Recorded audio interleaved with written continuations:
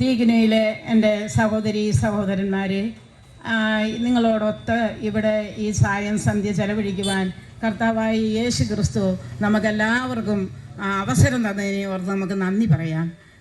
നമ്മൾ പോൾ സാറിലൂടെ യേശു ക്രിസ്തു ആരാണെന്നും എല്ലാം നമ്മൾ ശ്രമിച്ചു. അപ്പോൾ ദൈവം പറയുന്നു, അവിടുത്തെ വചനം സജീവവും ഊർജ്ജസ്വലവുമാണ്, ഇരുതല വാളിനേക്കാൾ മൂർച്ചയേറിയതും ചേതനയിലും ആത്മാവിലും സന്ധിബന്ധങ്ങളിലും മജ്ജയിലും തുളച്ചു കയറി ഹൃദയത്തിൻ്റെ വിചാരങ്ങളെയും നിയോഗങ്ങളെയും വിവേചിക്കുന്നതുമാണ്. അതേ സഹോദരങ്ങളെ, നമ്മുടെ ഹൃദയത്തിൽ ഉടലെടുത്തിരിക്കുന്ന തിന്മയുടെ ചിന്തകളെ മുഴുവനും നമ്മൾ തുടച്ചു നീക്കിക്കൊണ്ട് ഈ ഊർജ്ജസ്വലതയുള്ള ഈ വചനം, കർത്താവായ യേശു ക്രിസ്തുവിൻ്റെ ഈ സുവിശേഷം നമ്മുടെ ഹൃദയങ്ങളിലൂടെ കടന്നു പോകുമ്പോൾ ഞങ്ങൾ അയക്കപ്പെട്ടിരിക്കുന്നത് കർത്താവിൻ്റെ സുവിശേഷം നിങ്ങളെ അറിയിക്കുവാനാണ്.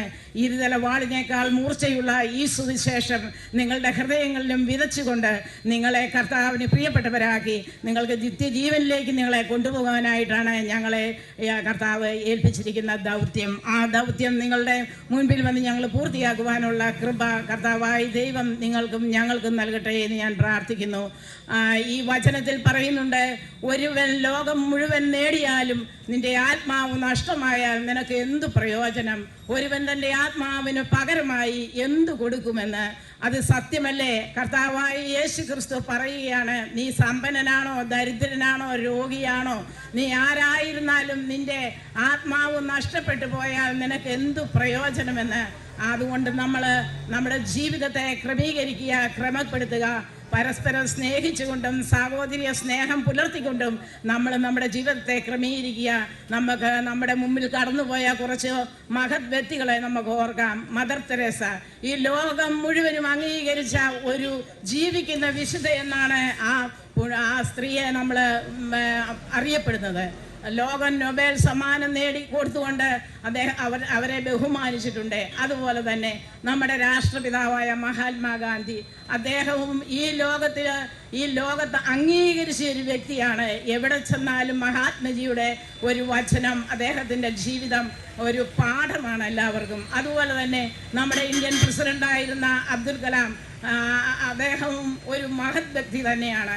എന്നാൽ അവരുടെ ജീവിതം വഴിയായി നമുക്കെല്ലാവർക്കും നല്ല നല്ല കാര്യങ്ങൾ നമുക്ക് നൽകിക്കൊണ്ടാണ് അവർ ഈ ലോകത്ത് നിന്ന് കടന്നുപോയത്. അവർ പ്രത്യേകിച്ചൊന്നും നേടിയിട്ടില്ല. അവരുടെ സൽപ്രവർത്തികൾ മാത്രമാണ് അവരോടുകൂടി ഉണ്ടായിരുന്നത്. കോടികളൊന്നും അവർ കരുതി വെച്ചില്ല. അവരുടെ സൽപ്രവർത്തികൾ മാത്രമാണ് അവരുടെ കൂടെ ഉണ്ടായിരുന്നത്.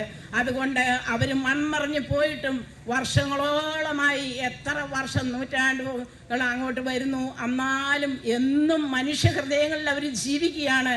നല്ല പുണ്യാത്മാക്കളായ നമുക്കും നമ്മുടെ ആത്മാക്കളെ പുണ്യത്തിലൂടെ കൊണ്ടുപോകാം. നമുക്കും ഒരു നിത്യജീവിതമുണ്ട്, ഒരിക്കലും അവസാനിക്കാത്ത ഒരു ജീവിതം. ആ ജീവിതത്തിലൂടെ നമ്മൾ കടന്നു പോകണമെങ്കിൽ നമ്മുടെ ജീവിതവും പുണ്യപ്പെട്ടതായിരിക്കണം.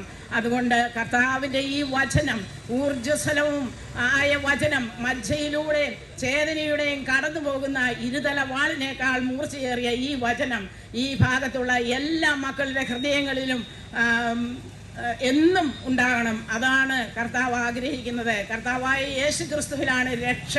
നീയും നിന്റെ കുടുംബവും രക്ഷ പ്രാപിക്കുമെന്നാണ് കർത്താവായ യേശു ക്രിസ്തു പറഞ്ഞത്. അതുകൊണ്ട് നമുക്ക് ആ മഹത് വചനങ്ങൾ, ഈ ദൈവവചനങ്ങൾ നമുക്ക് കേട്ട് നമ്മുടെ ജീവിതത്തിൽ പ്രാവർത്തികമാക്കിക്കൊണ്ട് നമുക്ക് മുന്നോട്ട് പോകാം. നമ്മളുടെയും ജീവിതം കർത്താവായ യേശു ക്രിസ്തു നിത്യജീവിതത്തിലേക്ക് നമ്മളെ വിളിക്കുമ്പോൾ അവിടെ നമുക്ക് ഒരു വാസസ്ഥലം, അവിടെ നമുക്ക് വസിക്കുവാനുള്ള ഒരു സ്ഥലമാണ് അവിടുന്ന് ഒരുക്കിയിരിക്കുന്നത്. അവിടുന്ന് പറയുന്നു, നിങ്ങളെ കൂട്ടിക്കൊണ്ട് പോകുവാൻ ഞാൻ വരുമെന്ന്, ഞാൻ നിങ്ങൾക്കൊരു സഹായകനെ നൽകുമെന്ന് അവിടുന്ന് പറയുന്നു.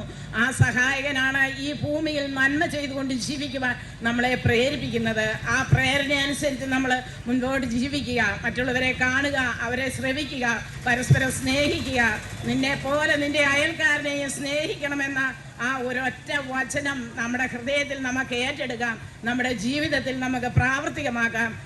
കരുണയുള്ള കർത്താവ് നമ്മളെ എല്ലാവരെയും അവിടുത്തെ രക്ഷയിലേക്ക് ക്ഷണിച്ചിരിക്കുകയാണ്. നിങ്ങളെ എല്ലാവരെയും, ഈ തീകുനിയിലുള്ള സകലം നാനാജാതി മതിഷ്ഠരെയും ഈ ദൈവവചനം നിങ്ങളുടെ ഹൃദയത്തിൽ ആഴ്ന്നിറങ്ങട്ടെ എന്ന് ഞങ്ങൾ ആശംസിക്കുകയാണ്. അതൊരു വലിയ ഒരു സന്ദേശമായിട്ട് നിങ്ങളുടെ ജീവിതത്തിൻ്റെ ഒരു പൂർത്തീകരണം ഈ വചനത്തിലൂടെ ആകണമെന്നാണ് കർത്താവ് ആഗ്രഹിക്കുന്നത്. നമുക്ക് അതിനായിട്ട് പരിശ്രമിക്കാം. എല്ലാവർക്കും ഈ കർത്താവായ യേശു ക്രിസ്തുവിൻ്റെ നാമത്തിൽ നന്ദി പറഞ്ഞുകൊണ്ട് ഞാൻ നിർത്തുന്നു.